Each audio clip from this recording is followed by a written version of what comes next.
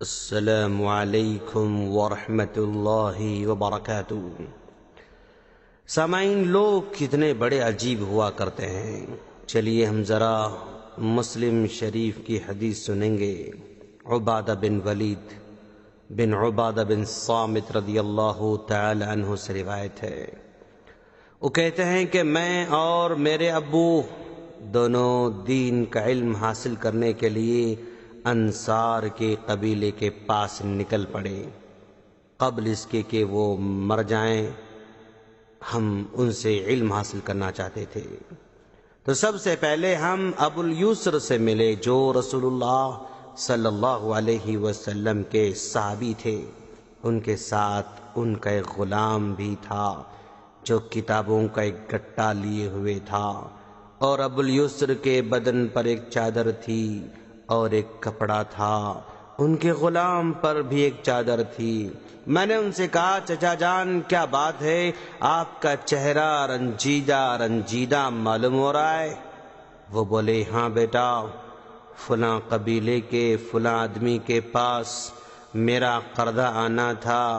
میں اس کے گھر والوں کے پاس گیا اور سلام کیا اور پوچھا وہ شخص کہاں ہے؟ تو اس کا ایک بیٹا جو جوانی کے قریب تھا باہر نکلا۔ میں نے ان سے پوچھا، بیٹا تمہارے ابو کہاں ہیں؟ تو وہ بولا، چچا جان آپ کی آواز سن کر میرے ابو گھر میں چارپائی کے نیچے چھپ گئے ہیں۔ پھر میں نے آواز دی اور کہا، فلاں بن فلاں باہر نکل آؤ، میں جانتا ہوں کہ تم کہاں چھپ کر بیٹھے ہوئے ہو۔ یہ سن کر وہ باہر نکلا۔ میں نے کہا، تم کو مجھ سے چھپنے کی کیا ضرورت تھی؟ کیوں تم چھپ کر بیٹھ گئے؟ تو وہ بولا، اللہ کی قسم، میں جو آپ سے کہوں گا سچ کہوں گا، جھوٹ نہیں کہوں گا۔ مجھے ڈر لگ رہا تھا کہ اگر آپ کے سامنے آؤں گا تو پھر آپ سے جھوٹ بات کروں گا یا آپ سے وعدہ کروں گا، آئندہ پیسے دینے کا وعدہ کروں گا، لیکن وعدہ کرنے کے بعد پھر اگر عمل نہیں کر پاؤں گا تو پھر جھوٹا قرار دیا جاؤں گا۔ آپ رسول اللہ صلی اللہ علیہ وسلم کے صحابی ہیں، میں نہیں چاہتا کہ آپ کو جھوٹ بولوں۔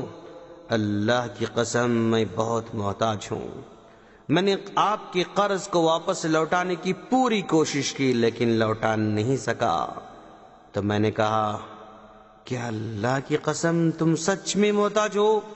وہ بولا، قسم اللہ کی۔ میں نے کہا، اللہ کی قسم کھا کر کہہ رہے ہو کہ تم سچ میں محتاج ہو؟ تو اس نے پھر اللہ کی قسم کھائی۔ پھر میں نے کہا، اللہ کی قسم کیا تم سچ میں محتاج ہو؟ تو اس نے کہا، اللہ کی قسم میں محتاج ہوں، لوٹانے کی کوشش کر رہا ہوں لیکن لوٹا نہیں پا رہا ہوں۔ تو پھر میں نے اپنا قرضہ لکھا ہوا رجسٹر لیا، اس کو اپنے ہاتھ سے مٹا دیا اور کہا، اگر تیرے پاس روپیہ آ جائے تو ادا کرنا، ورنہ میں نے تجھ کو معاف کر دیا۔ میں نے اس لیے ایسا کیا ہے کہ میری ان دونوں آنکھوں نے دیکھا ہے، میرے دونوں ان کانوں نے سنا ہے، میرے دل نے یاد کیا ہے۔ اللہ کے رسول صلی اللہ علیہ وسلم فرمایا کرتے تھے، جو شخص کسی تنگ دست کو مہلت دے یا اس کو معاف کر دے تو اللہ تعالیٰ اس کو اپنے سائے تلے جگا دے گا۔ یہ مسلم کی روایت ہے۔ سامعین، دیکھا اپنے عجیب لوگ تھے یار، کس قدر بڑا دل رکھتے تھے، اپنے پاس ہمیشہ آخرت کی فکر لگی ہوئی رہتی تھی۔